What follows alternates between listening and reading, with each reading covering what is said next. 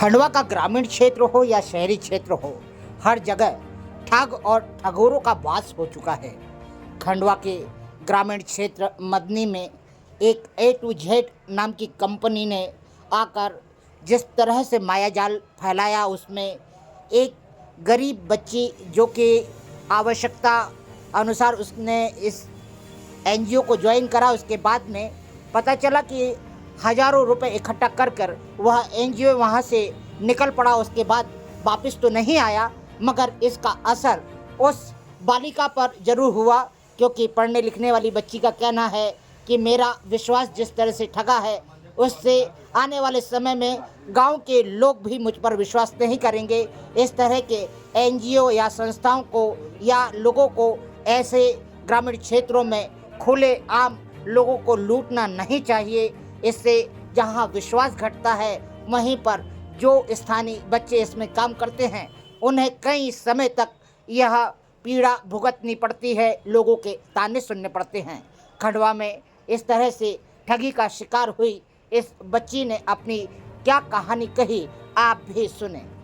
नना यादव, मैं ग्राम मदनी से हूँ। मैंने एक NGO में काम किया था तहसील खालवा से, तो वो NGO फ्रॉड निकल गई है। मैंने गांव में पंजीयन के तौर पे सभी से 60 रुपये, किसी से 120 रुपये लेके मैंने 18 से 20 हज़ार रुपये वो NGO के सीनियर को दिए थे, तो वो फ्रॉड निकल गए, वो यहाँ से चले गए और मैं कुछ भी नहीं कर पाई और गाँव में सभी की नज़रों में गिर गई। मैं आगे चल के कुछ कर भी नहीं सकती है गाँव में, क्योंकि लोगों का विश्वास मेरे पे उठ चुका है। किस NGO में काम कर रहा था, क्या नाम था उस NGO का? A to Z service centre, उसे RR सोसाइटी के नाम से जाना जाता था। इसको संचालित कौन कर रहा था?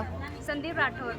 कहाँ के रहने वाले वो थे? पहले रतलाम में रहते थे, फिर खार से वो खालवा शिफ्ट हुए, फिर उसके बाद तो कोई पता नहीं चला। वो इंदौर भी रहे कुछ दिन। तो इसका यहाँ पे खंडवा के अंदर इसका कोई संस्था नहीं थी क्या? नहीं, खालवा से स्टार्ट किया था। खालवा से ही स्टार्ट करा? जी। तो इसकी शिकायत फिर पहले कभी करी आपने? की थी, खालवा में की थी।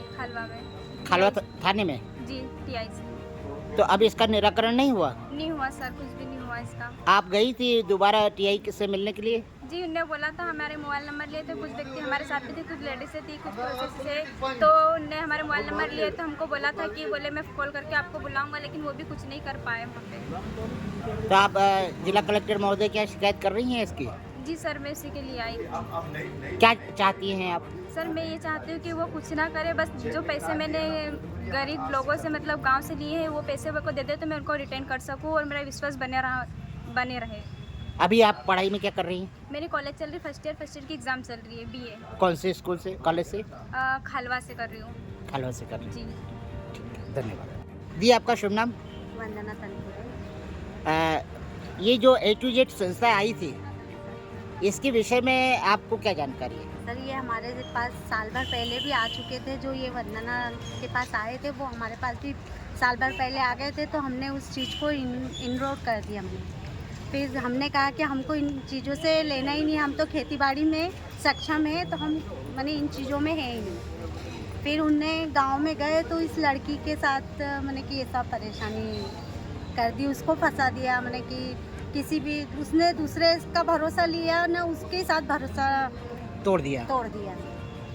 ऐसी संस्थाओं के लिए आप क्या कहेंगे? सर, ऐसी संस्था को तो ऐसा सबक सिखाना चाहिए कि जो हमारे को मैंने सहूलियत मिले, और बच्ची को मैंने कि आज ये बच्ची के साथ हुआ, कल किसी और बच्ची के साथ भी हो सकता है, तो इसमें थोड़ी सी सराहना हमको देना चाहिए सर। कड़ी से कड़ी कार्रवाई करके और वो संस्था उनको बंद करवा दो, या फिर किसी को ऐसा परेशान नहीं करें। आप किसी संस्था में हैं? नहीं, हम समूह में हैं सर। आजीविका की? आजीविका सहायता समूह में। सही बात है, जब आजीविका में है तो ऐसी संस्थाओं की आपको आवश्यकता क्या है?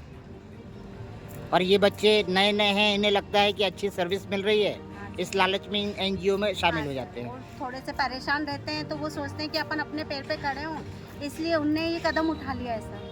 और उसका ये लोग नाजायज़ फायदा फायदा उठा लिया है। आप कौन से गांव से? मदनी से। मदनी से।